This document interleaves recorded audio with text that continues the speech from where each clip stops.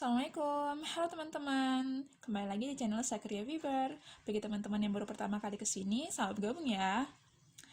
Well, hari ini saya akan ajak teman-teman untuk membahas tentang present simple.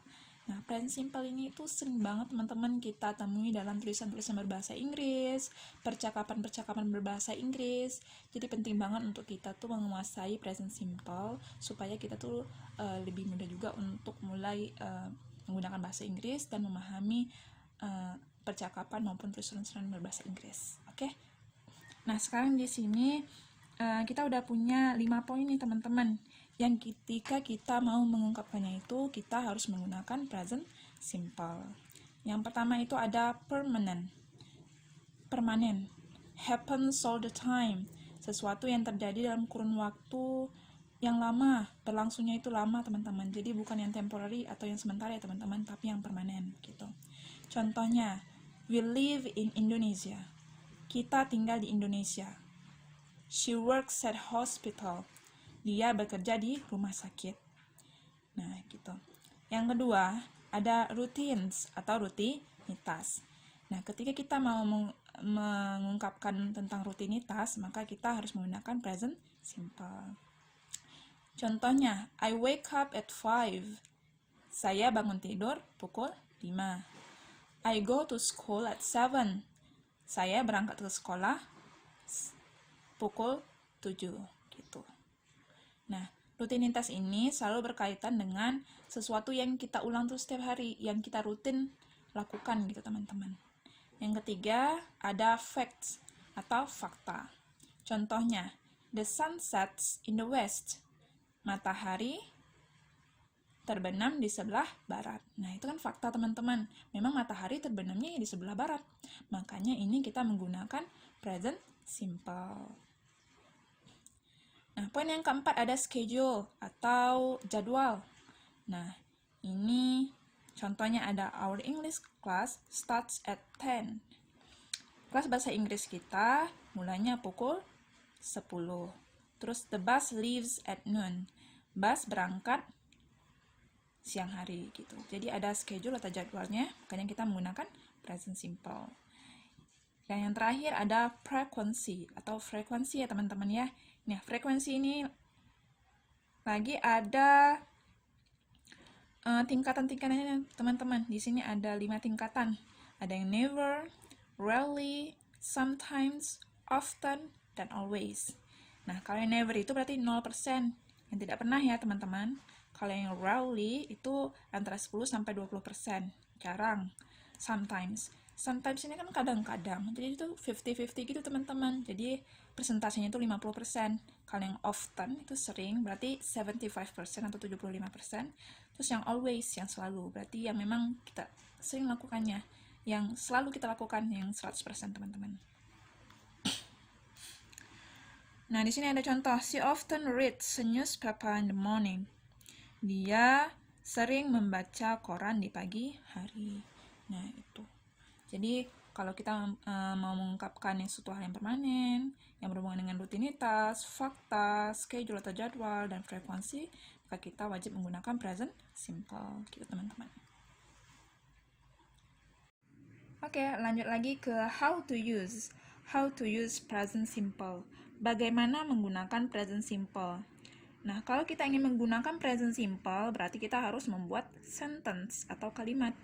Nah, di sini kalimatnya ini dibagi dua teman-teman. Ada yang verbal sentence, kalimat verbal. Ada yang nominal sentence atau kalimat nominal. Nah, kita mulai bahas dari verbal sentence. Verbal sentence. Sesuai dengan namanya, verbal, maka kalimat ini dia menggunakan verb atau kata kerja gitu. Nah, untuk pattern atau pola, dia ada yang kalimat positif, kalimat negatif, dan kalimat tanya atau integratif. Seperti biasa ya. Nah, ini untuk kalimat positifnya, subjeknya itu kita bagi dua kelompok.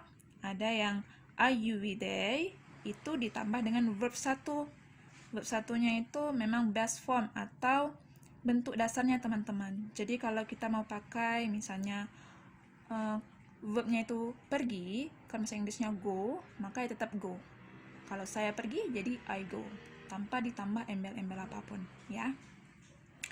Nah, kalau untuk kelompok yang she, he, it, maka ditambahkan dengan verb yang diakhiri dengan s. Contohnya kalau dia pergi, berarti she goes, gitu. Go-nya ditambah s, jadi goes, gitu teman-teman ya.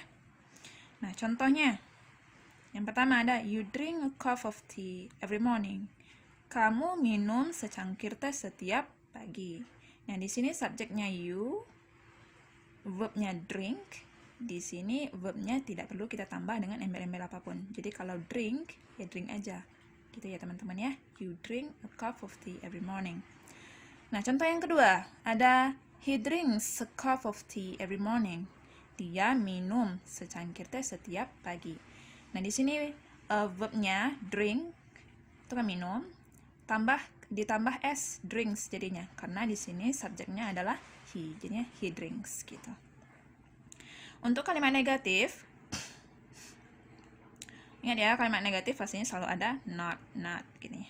Nah, untuk yang subjeknya I, you, we, they, maka kita tambah dengan do not, tambah dengan verb 1. Nah, untuk do not ini bisa kita shorten teman-teman, atau bisa kita singkat jadi don't.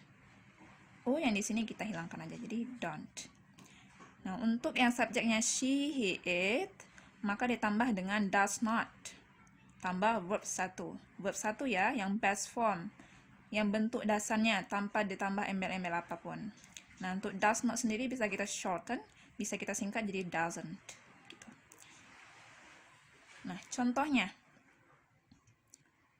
You don't drink a cup of tea every morning. Kamu tidak minum secangkir teh setiap pagi. He doesn't drink a cup of tea every morning. Dia tidak minum secangkir teh setiap pagi. Gitu. Nah, kalau untuk yang interrogative sentence atau kalimat tanya, do dan does-nya ini, yang tadinya itu kan di tengah, kita pindahin paling depan teman-teman. Paling depan. Jadi rumusnya itu do tambah I, you, we, they, tambah verb 1. Does tambah she, he, it, tambah verb 1. Best form. Bentuk dasar tanpa ditambah embel-embel apapun, ya. Oke, contohnya. Do you drink a cup of tea every morning? Apakah kamu minum secangkir teh setiap pagi? Ya. Terus yang kedua, Does he drink a cup of tea every morning? Apakah dia minum secangkir teh setiap pagi? Gitu teman-teman. Very easy, right? Nah, lanjut ya. Kita ke nominal sentence.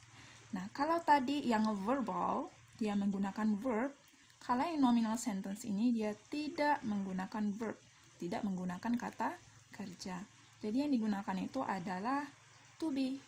Nah, sini. I, to be-nya am. You, we, they, to be-nya are. She, he, it, to be-nya is. Gitu teman-teman. Jadi I am, you are, we are, they are, she is, he is, it is. Gitu. Nah, untuk pattern, polanya ada yang kalimat positif, seperti biasa, kalimat negatif, dan kalimat interrogatif atau kalimat tanya. Nah, di sini polanya untuk yang kalimat positif, subjek tambah to be, tambah adjective, noun, atau adverb. Jadi setelah to be-nya itu kita tambahkan a and a. Teman-teman ingat aja. Adjective, kata sifat, noun, kata benda, dan adverb, kata keterangan. Gitu.